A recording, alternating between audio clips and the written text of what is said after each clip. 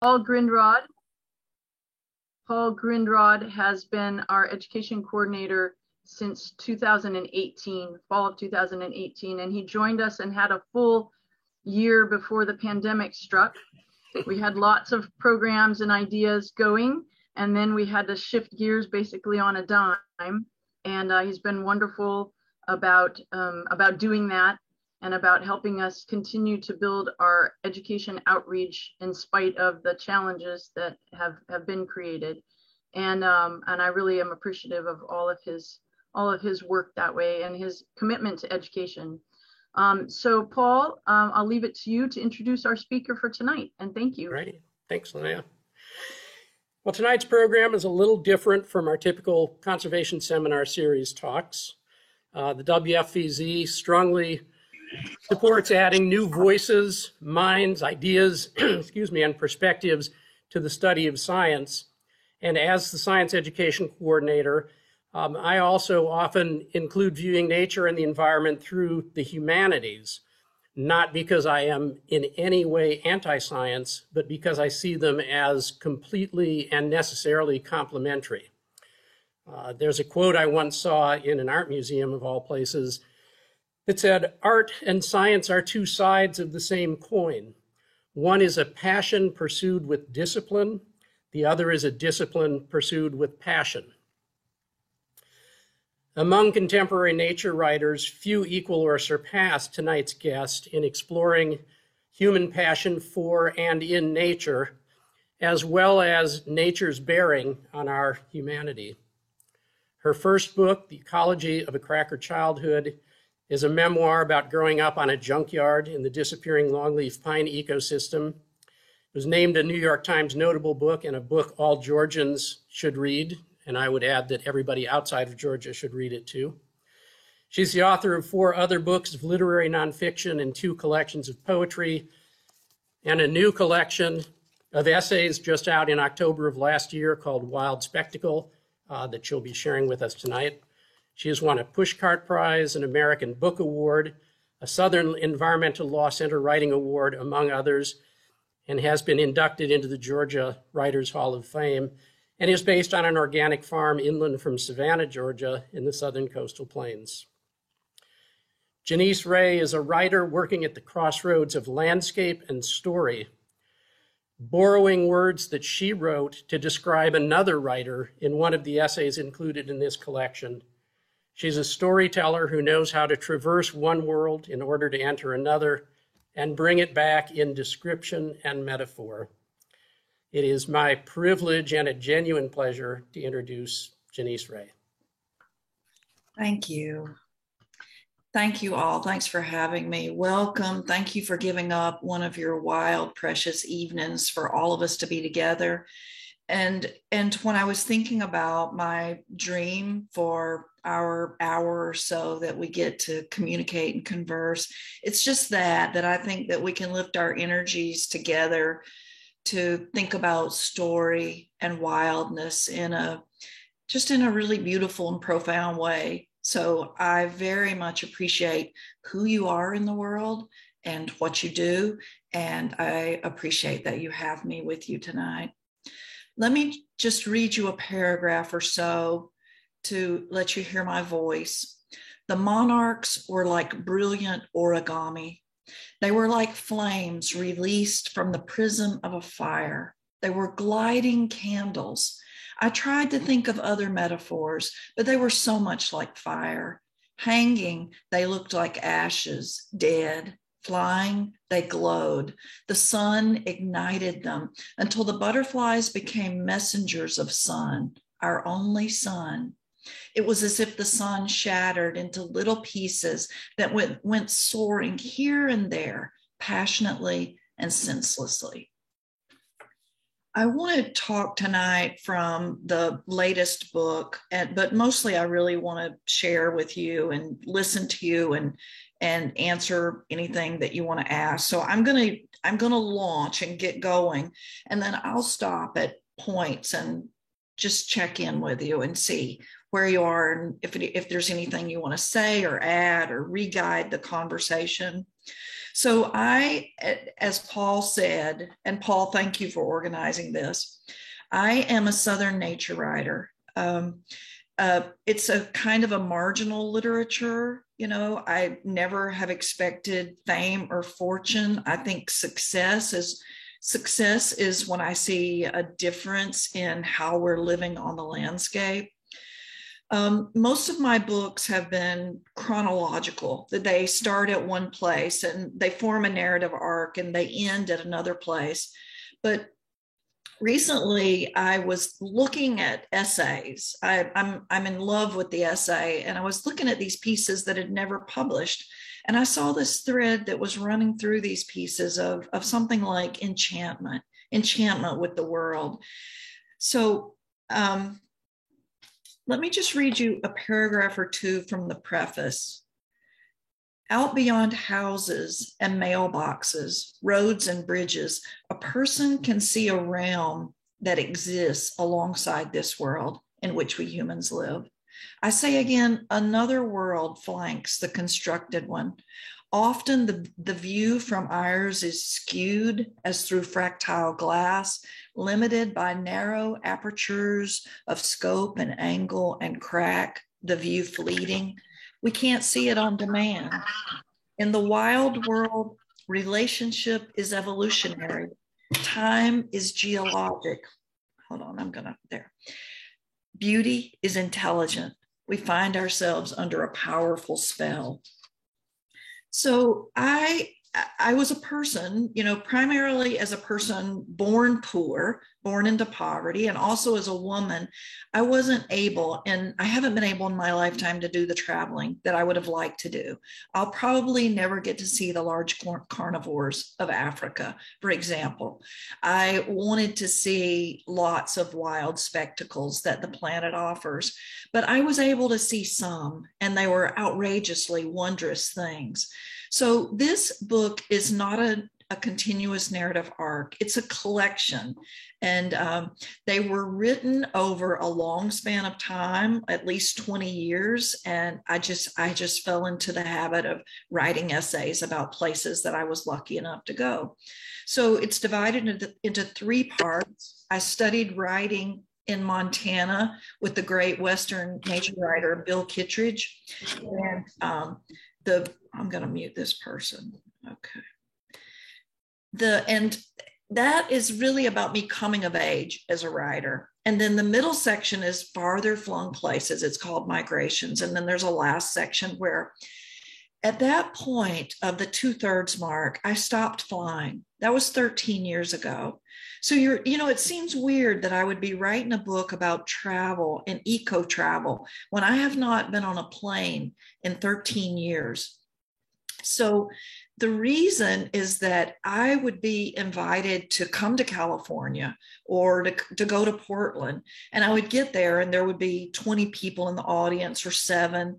And I would preach my heart out about why the earth matters and how we should be living. And yet I had blown all this CO2 into the atmosphere to get there.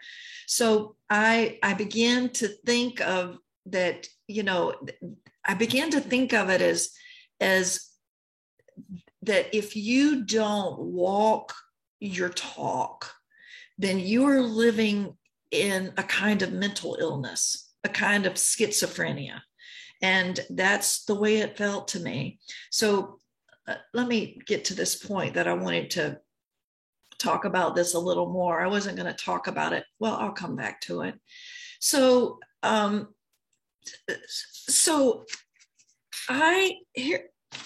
these essays are about the desire to immerse myself in the varied wild, to study the territory of wildness, to be wild, and perhaps to become the kind of person who listens to animals and to whom animals listen.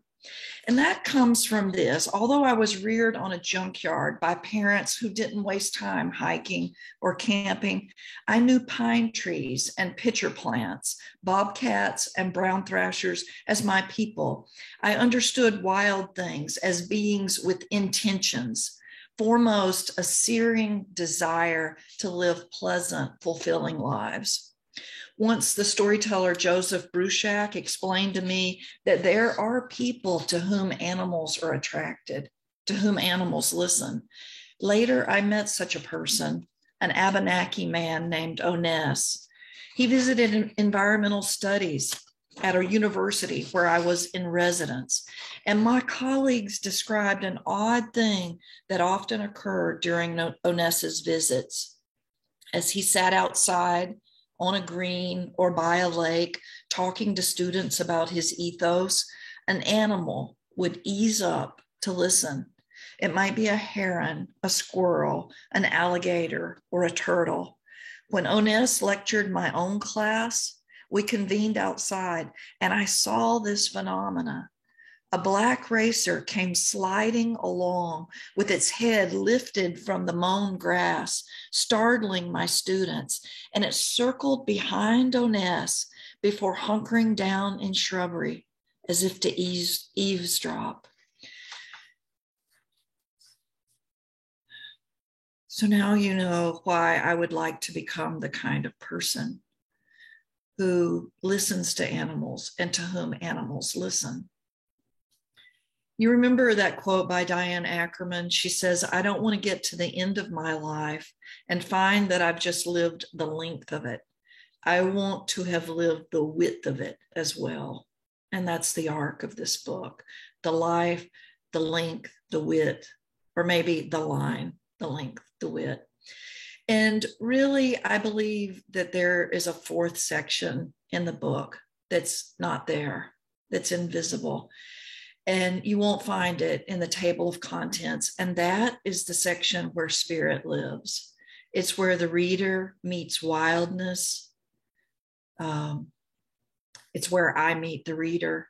It's the space we leave for magic to happen.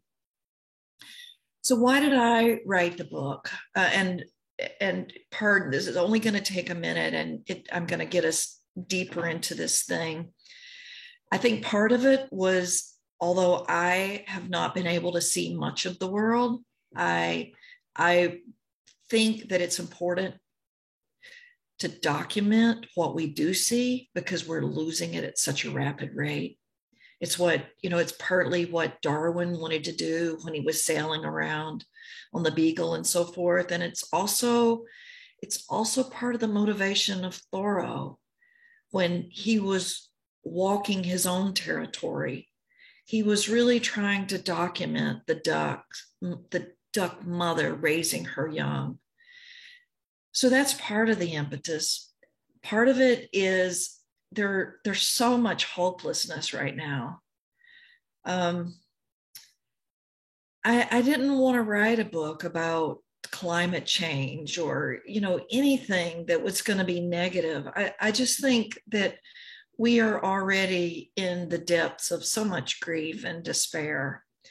And all I could think of was that I wanted to write about the beautiful, amazing, magnificent curiosities of life, the crazy ways that life fits together, like the amazing things that came to us as a gift of evolution.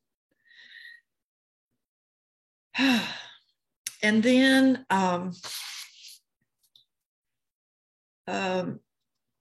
document what we're losing.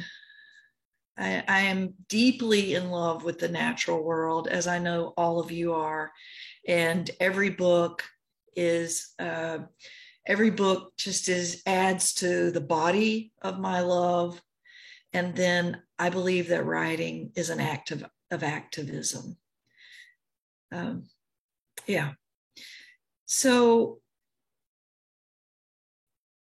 I don't think that there's any greater mission right now than saving life on the planet, which means figuring out how we humans, with all our discoveries and inventions and technologies, are going to live on it without destroying it and everything we love.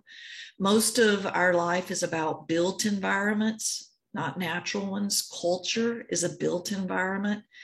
Last Friday night, at a high school football game, the moon rose almost full over the scoreboard. A small child near me could not keep her eyes off the moon. As children, we know a deep and abiding connection to wildness. And as we age, our built environments succeed in separating us from that. For me, that switch never got turned off, and my life has been the richer for it. We're all creatures of the earth, and we need to be connected. We cannot, as a species, survive without the natural processes that we depend on. So my first book that Paul mentioned, Ecology of a Cracker Childhood, was a call to protect an ecosystem, longleaf pine, that covered 93 million acres of the southeastern coastal plains. In 1996, the ecologist Reed Noss was doing a survey of endangered ecosystems in the US, and he found that longleaf pine was critically endangered, that less than 1% of natural stands of it were left. Paul had, I think he may have moved, but he had behind him pictures, drawings of, oh my gosh, Carolina parakeets. I don't see it right now. That, you know, part of this ecosystem. So the different thing about this book is I'm not just, you know, usually I'm talking about the South and my Southern home, and here I'm trying to go farther. So I want to talk about the importance of sacrifice in our efforts to do something about environmental crises, including climate chaos. We all try to make global warming personal, and it costs us, of course, but I just want to say that the sacrifices, I understand that the sacrifices that any one of us make aren't going to move the needle much, the needle of the climate crisis. It's going to take comprehensive policy changes. I made my personal decisions not to fly and haven't been on a plane in 13 years because I want to weave my life back together. I want it to be a sane whole. And I think it's important to talk about trauma here as well. Collective trauma. If you've studied trauma theories, you know that collective traumas are made up of a lot of personal traumas. And so if we look at racial oppression in this country, for example, racism is a collective trauma composed of many, many personal traumas. The same with slavery, with women's oppression, with homophobia. The climate crisis is a collective trauma that humans are committing against the earth, against each other, and against ourselves. And so just as recovery from a personal trauma requires collective healing, it's the same with the climate crisis. And so this is another benefit of policy solutions, that I can heal my personal life by making a personal decision not to fly. And I am not asking anybody else to do that. But the policies that we need to put in place will be part of our collective healing, emotionally, psychically, psychologically.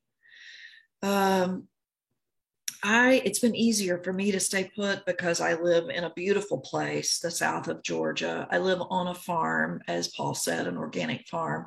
I've always wanted to be a farmer. So the only thing that's lost to me here on a farm at the confluence of two Blackwater sedimentary rivers is people. I get very lonely for people here. I love staying put for every other reason because it means I'm in constant direct relationship to a place that's very storied, very layered, very complicated, very much in need of healing and very much a comfort.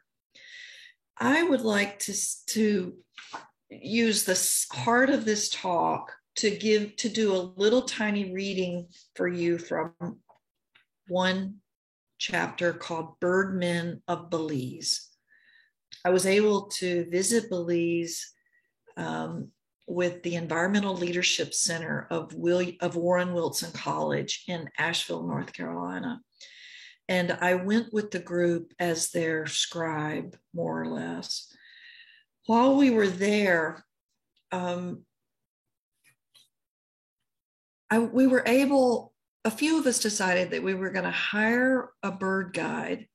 These were men that we had been hearing about that were specially trained, and they knew an incredible number of Belizean birds. I was gobsmacked by this young man that showed up early one morning to take us birding. And I just want to read that section to you, if you don't mind. This morning, it's called Lamanai. That Lamanai is a place in Belize that has a Mayan ceremonial center.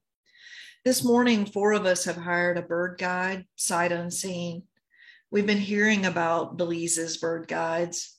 The birdmen of Belize are legendary, trained for their work as any job, and licensed.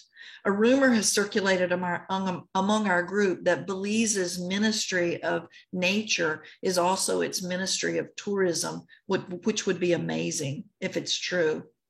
Your guide will be Reuben, the woman at the lodge had said. Is he good? Reuben knows birds. Soon, Reuben, well-dressed in outdoor gear and freshly shaven, his hair impeccably combed, arrives to lead us off into the darkness. He can't be more than 21, too young for a naturalist, I think. When I was his age, I could hardly name 10 birds. Ready, he says, wasting no time, although sunrise is a half hour away. Within a few strides on a rough machete-cleared trail leading toward the Temple of the Jaguar, Reuben spots a northern water thrush ahead, hopping on the ground. All I see is a blue-gray blur as the warbler flips under a disappearing coverlet of night.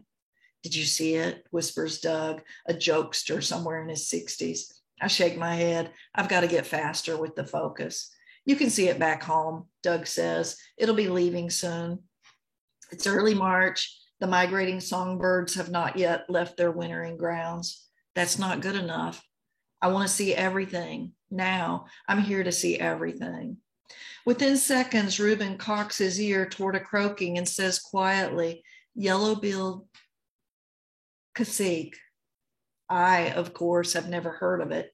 Reuben pauses long enough for all of us to focus our binoculars, and this time I get a good look at a blackbird with a startling yellow-green beak and a golden eye.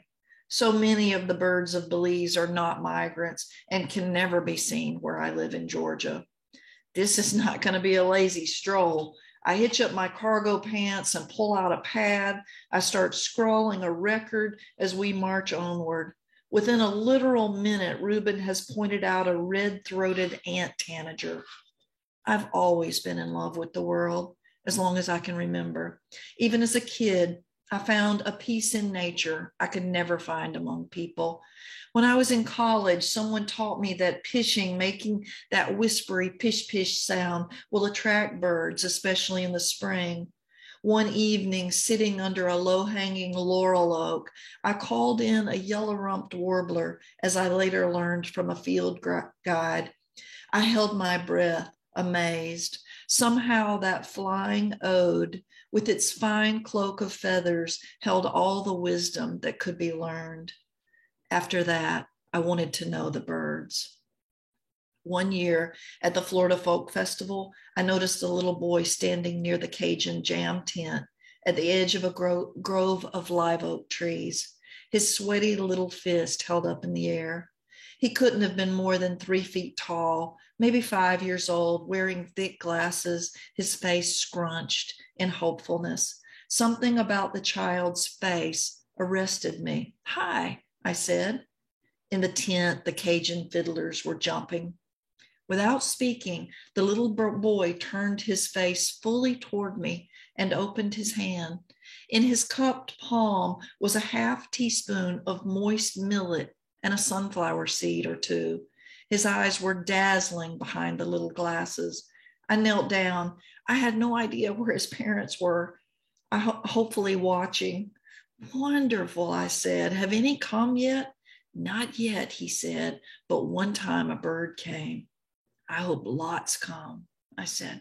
As the years passed, I knew more and more birds by sight and some by sound. I was never, however, a natural birder. I never fell asleep with a bird guide open on my lap. Instead, every day I'd have to start over. Which of the vultures, black or turkey, had silver tips on the wings? Which had the red head? How to tell a Carolina chickadee from a black-capped? I've always had to work. I have the heart for it, but not the mind. And these Belize birds, I could never have dreamed into existence. The pale-billed woodpecker, squirrel cuckoo, or blue ground dove, they are endlessly fine. Keel-billed toucan, red lurid Amazon, black-headed saltator. They get more and more razzle-dazzle. Ivory-billed wood creeper, collared aracari, northern bentbill, they are art. Brilliant and alive, their names radiant and tumultuous. Chachalaca, violaceous trogon, blue-crowned motmot, bright-rumped attila. Not only does Reuben recognize the birds by call, he also identifies them by sound. Every bird we hear, he names. How many birds do you know? I ask him. More than 500. How did you learn them? I was trained to be a field guide in Belize City, he says, a bird guide. I study hard. I still study. You're excellent, I say, and so young. In my country, I'd be hard pressed to find a 21-year-old who knows a quarter of the birds you know. He smiled. We reach the place where a foot trail meets a two-path road, and we travel along it. Archaeological workers pass, heading to work at the Lamanai ruins. We're within walking distance of the Mayan ceremonial center, where ancient temples are being uncovered by platoons of workers. Some walk and some ride bicycles. Occasionally a truck hauls a load of people. Later, I will see them shoveling earth down chutes, then hauling the dirt away in wheelbarrows. From the passenger window of one of the pickups, a man speaks to Reuben. Pajarero, he says. Pájaro is bird. Caballo is horse. And with ero added, it becomes caballero, horseman, cowboy. I look at Reuben.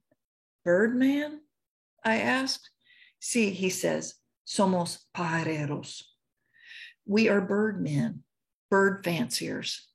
What I didn't know is that in colloquial use, the word also means happy people, pajareros. Reuben finds yellow-throated euphonia, plain xenops, black-crowned titteras, and a laughing falcon. And I'm almost done here. Army ants sail by with their scraps of leaves, and we skirt a swarm of killer bees living in a tree. Flocks of wild parrots, animals I've only seen in cages until this miraculous moment, fly overhead like they used to do in the southern US. In the treetops is where parrots belong.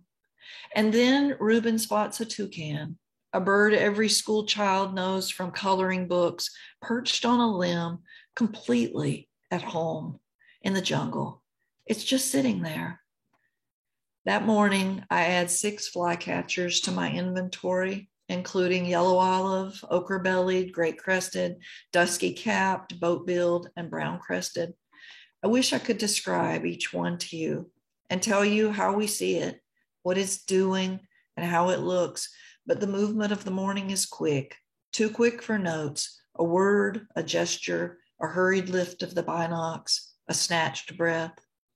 Later, I will fidget with my journal under a strangler fig burdened with fruit at the feet of the sacred temple of the jaguar, looking up into branches thick with warblers, magnolia, Kentucky prothonotary, yellow-throated, black-throated green. Soon these birds will return to my homeland. I know them better now that I've seen their other country, the other side of their world. And that's Birdman, part of Birdman of Belize. Thank you. Gotta say, that was just beautiful. Thank you. I actually want to pause here, and I rambled a lot in the beginning, and then I read you a piece, and I would just like to see if anybody wants to guide this conversation in a particular direction or other. If you have a question to ask about me or my life or writing or books, and or if you want to say something. And all you have to do is unmute yourself and go. You don't have to ask or anything. And while you're thinking about it, I'm going to check back in just a moment.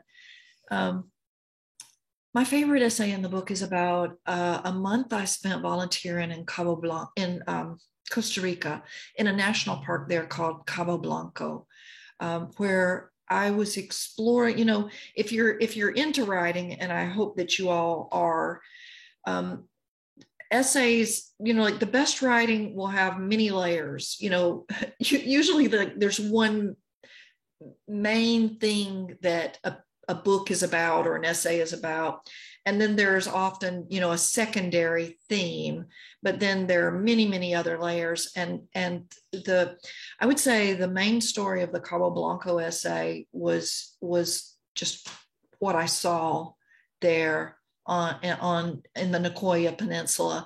But I was exploring the theme of duende, and duende, it's a very odd concept that means mystery, struggle, or darkness.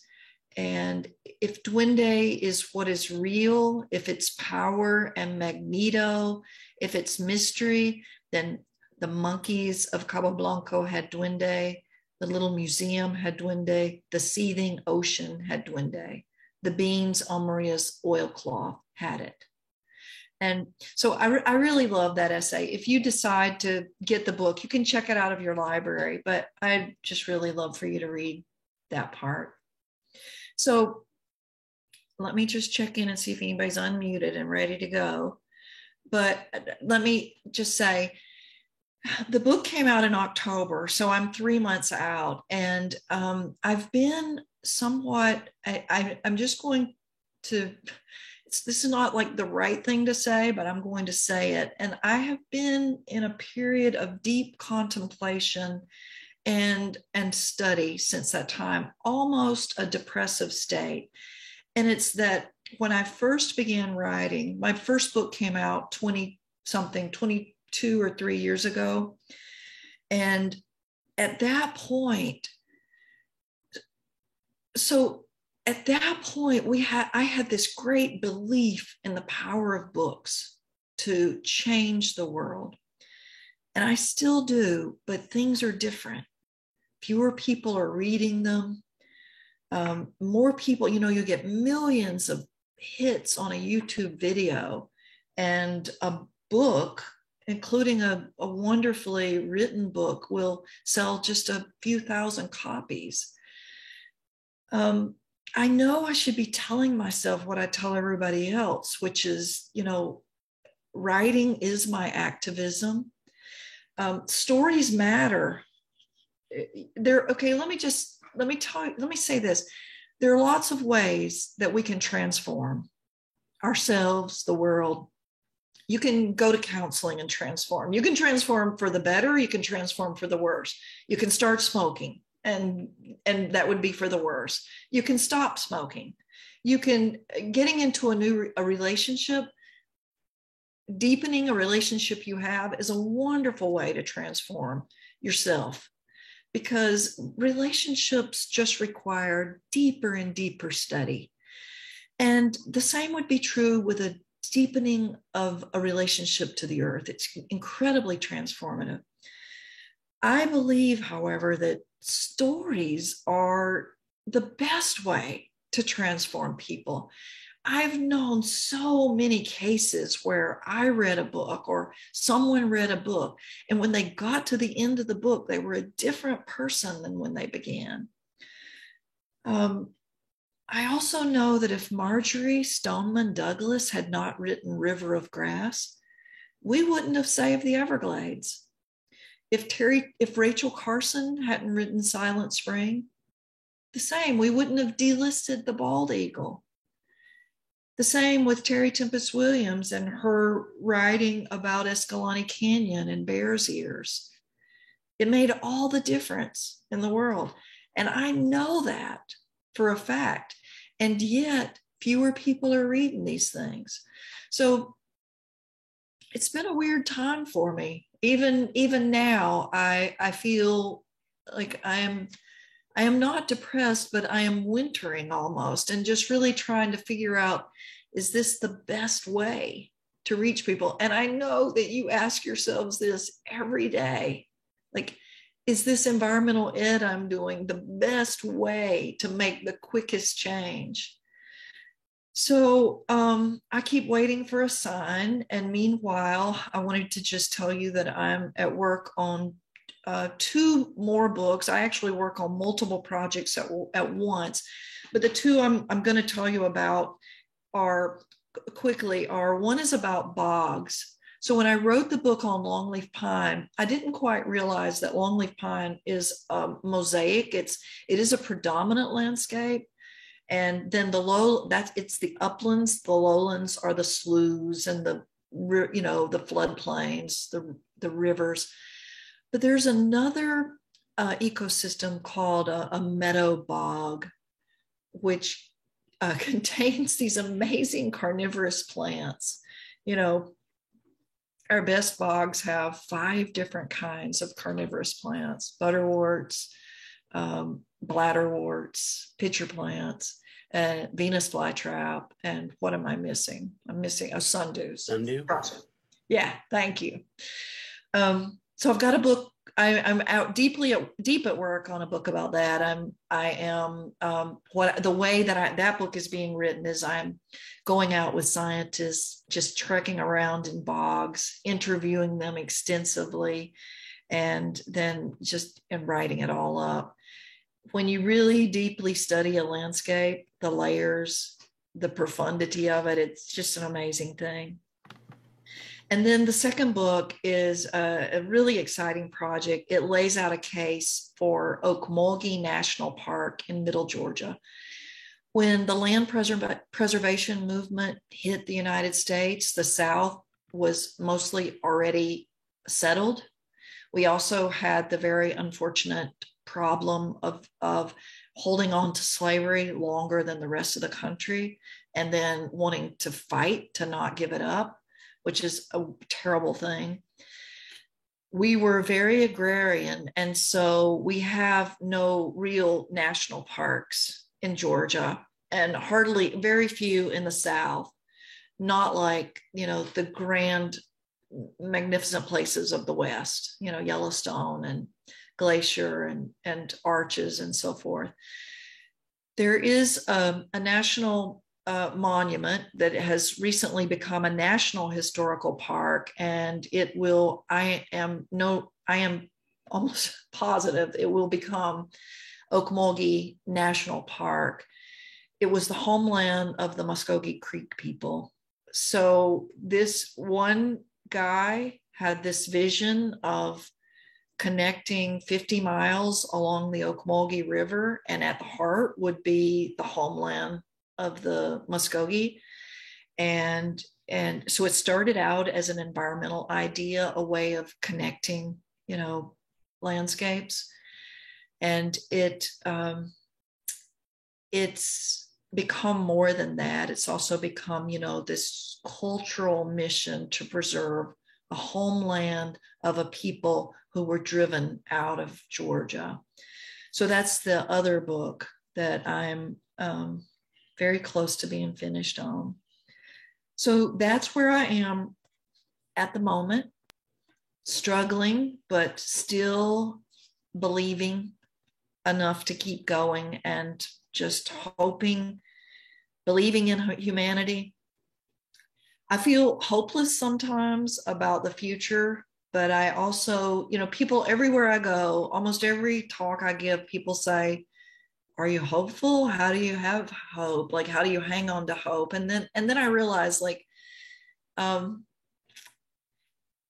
hope, that's the wrong question. Do you have hope that your newborn baby will turn out okay and become a lawyer, and so you feed them? It's like, no, you take care of the things that you love because of love. It's all about love. So then the question, how do I stay hope filled? Hope, the opposite of hope being depression, and that leading to paralysis and inaction. And so us all wanting to be active and not paralyzed.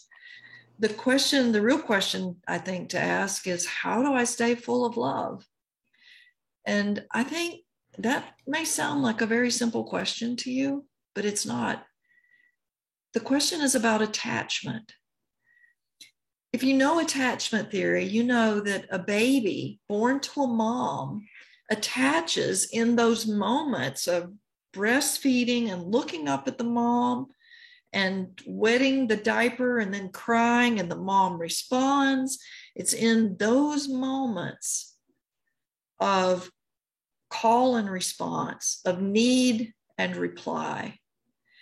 And that learning that attachment early by being cared for then can spiral out into every relationship in your life, including your relationship with your work and your relationship with yourself and your relationship with the earth. So it's like the earth is our mother, and our job is to attach as deeply to her as we can until we become the ancestors and enter her. Walk around still in spirit on her, I believe. So my journey is, how do I stay full of love? How do I bond deeper with this thing? How do I attach more deeply? And I think just waking up every morning, watching that fat old orange sun, always full, rising over the pecan orchard, listening to the great crested flycatcher, or right now the killdeer calling from the field, is how I do it. All right, let me pause again. I would love, how are we doing? We have 10 minutes or so. Oh my God, I'm melting. There's a lovely piece in Wild Spectacle, which kind of gets to what you've been talking about. It's near the end of A Terrible and Beautiful Scar. Okay, and I'll find it. I think it's page 153. And of course, it to really get the impact, you would need to go get the book and read the whole essay, everybody. But where you talk about I got you. Nature and how and how it can lead you to forgiveness and sort of get over the horror of what the slave canal represents. I think. Yeah, so I was paddling a canal dug by enslaved people.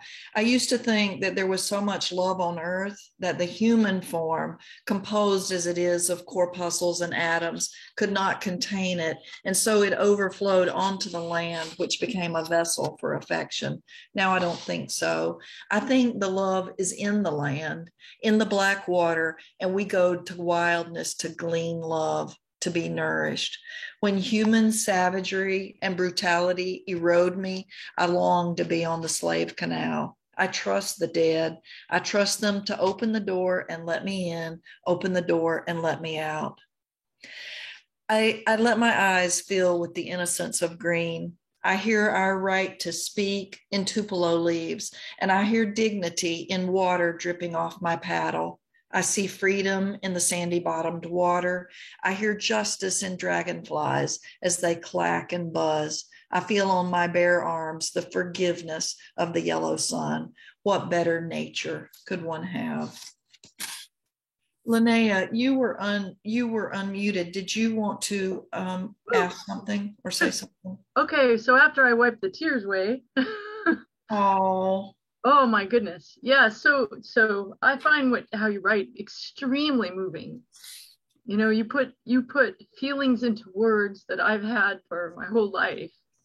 And it's actually truly, truly beautiful. If only I could articulate as beautifully as you have what I think is not only going on with nature for me, but what I think nature offers to everybody. If only they could just connect, you know, if only they could just let it in and actually, as you said, keep finding ways to fall in love with it, you know, let themselves feel the love from it. So I'm just so touched by what you write. So thank you so much. And you're powerful as a speaker. So don't underestimate like how beautiful your voice is and how knowledgeable you are and how much wisdom you have. And you're needed even just by those of us who are already think of ourselves as connected to nature. We need you just to be able to restore when we get hopeless. So maybe we can, those of us who maybe even feel that deep connection already, maybe we can give you hope back, which is that you're offering us the words that capture the feelings that we've had. So thank you so much. Linnea, that is such a powerful testimony. Thank you. You know, I had not thought of that. That maybe, and now I get teary, but maybe my job is to uphold you in your work. Thank you.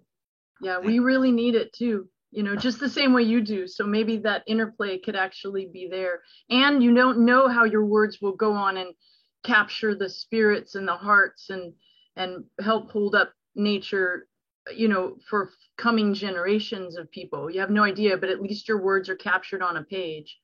But right in the here and now, I can't tell you how much this helps me. So thank you again. Thank you. Does anybody else have anything you want to ask or anything you want to add? Glenda, go ahead. Yeah, no, I just wanted to echo Linnea's thanks. You know, I have been, like so many people, wondering how to fight the despair, wondering how to fight the depression when we see what's happening to our world. And you've given me tonight something, a phrase to hang on to and help me think about that. And that's how do I stay full of love? And so I just wanted to say thanks. I think that's a really helpful way for me to frame what I'm doing as I go about the world and hopefully hold off that despair a little bit. So thanks, Janice.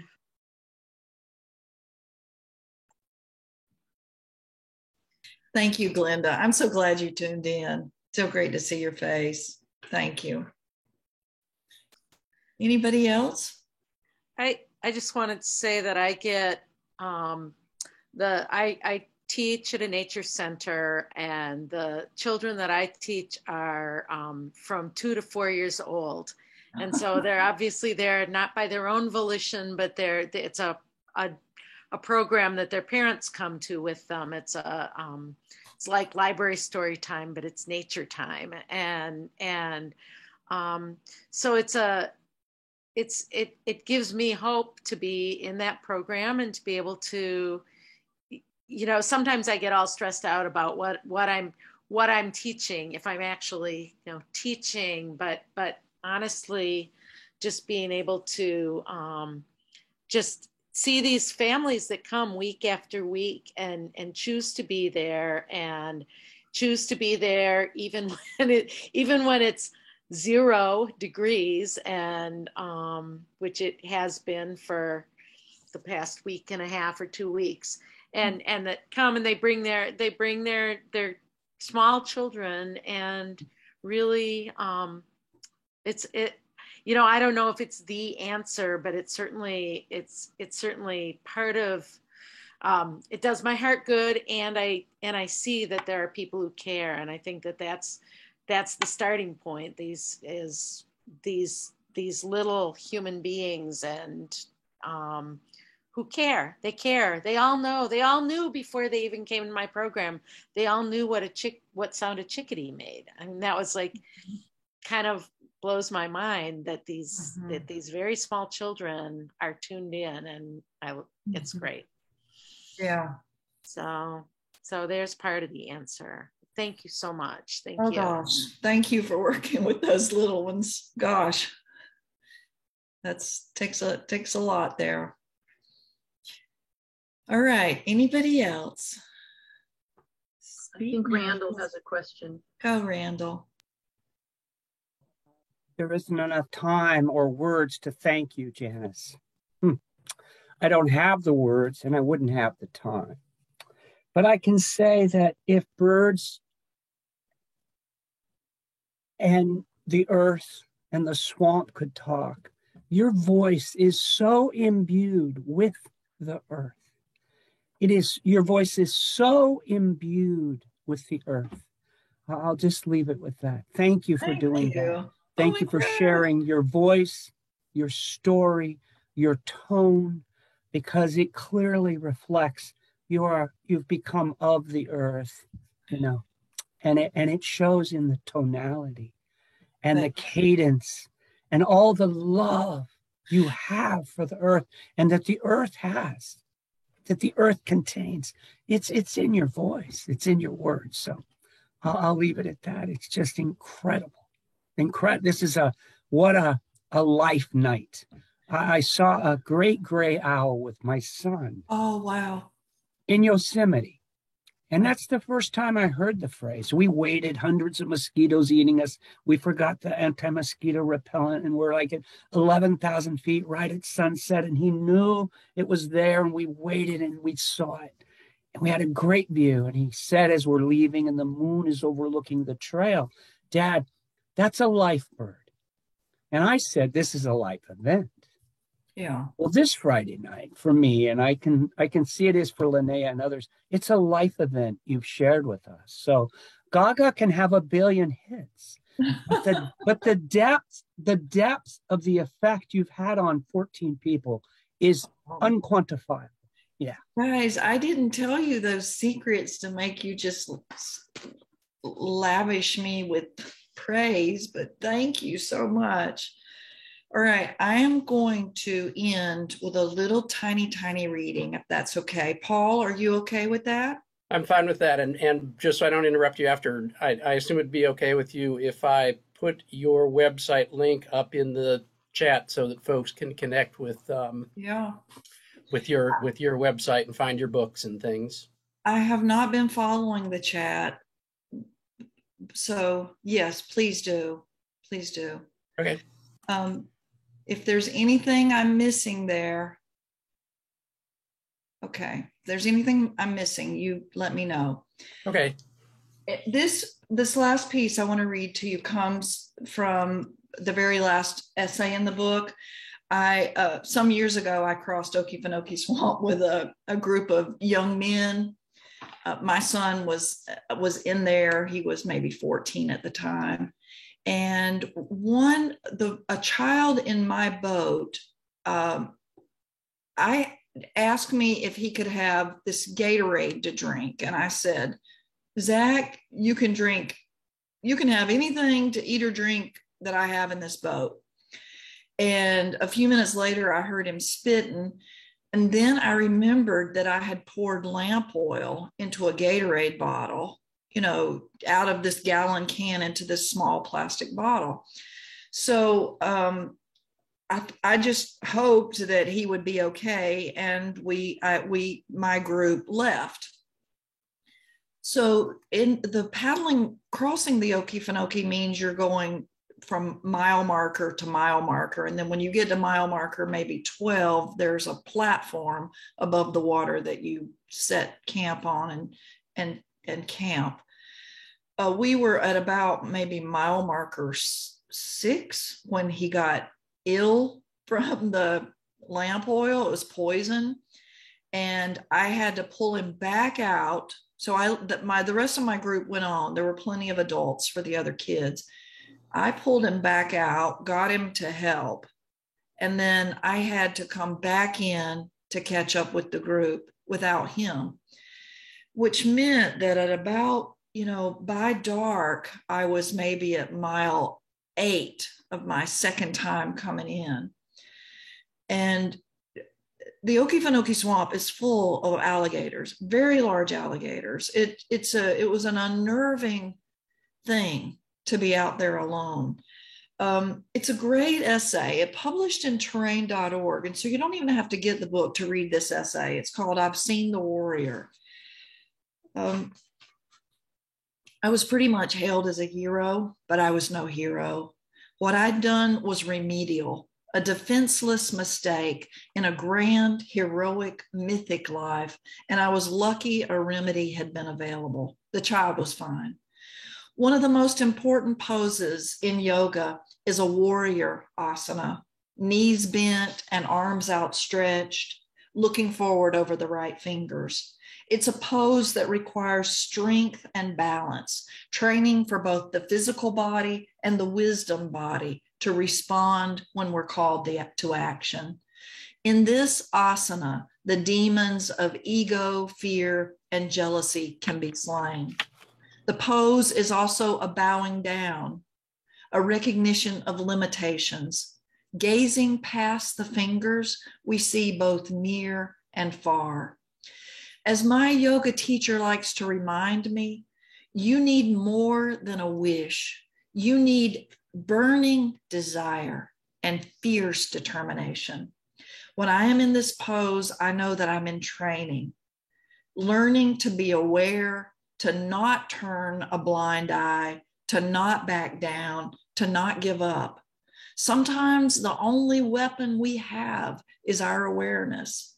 Sometimes all we have is a little light that we can shine outward into a big darkness. Sometimes, however, we can tap into our superpowers, and then we transcend and bring about transcendence. We can shoot flaming arrows. Most of us, most of our lives are asked to live small. Most of us quit trying very young to live the bigness we know is possible. Now, no matter what I choose or what is asked of me, I know what I became that long, long night I paddled alone through shamanic darkness in the desolate wilderness just this side of the ultimate wilderness. I have seen the warrior. Thank you all. Thank you for what you do. Thank you for your daily labors on behalf of wildness. Thank you for devoting your lives to wildness. Thank you for loving birds enough that you spend mornings and days looking at them and watching them, beholding them. Thank you again for coming tonight and for having me speak to all of you, to your groups, to the Institute. I'm in your debt. No, we're in yours. Thanks very much. In the chat, thank you so much, Janice, and all this small community for this. Oh, it jumped away. This community, so much goodness being added to the world tonight. And I can only second that. I really appreciate you taking the time to join us. So thanks. Thank you all. Good night.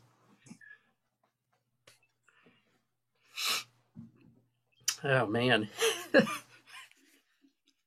Okay, that was amazing. Thanks, Paul. Yeah, I forget in the 15 years since I last sat in a class with her, how powerful a speaker she really is. She's remarkable. It really is a fabulous book. And it wasn't until just recently, I looked today and it's actually now on her website. So you can buy, for a couple of extra dollars, you can actually get a signed and geolocated copy, or you can save $11 and buy it at Walmart. So your choice. I just got it. Yeah, wow, that was she kind of takes my breath away. Yeah, Hey, thank you Lee. so much for inviting her. My pleasure. Yeah, I was foolishly, getting worried at some point that it might not be appropriate for our science group, but no, I think it was perfect. Oh yeah, the people who needed to hear this tonight were present, and we have a recording, and we can share it with others. So yeah.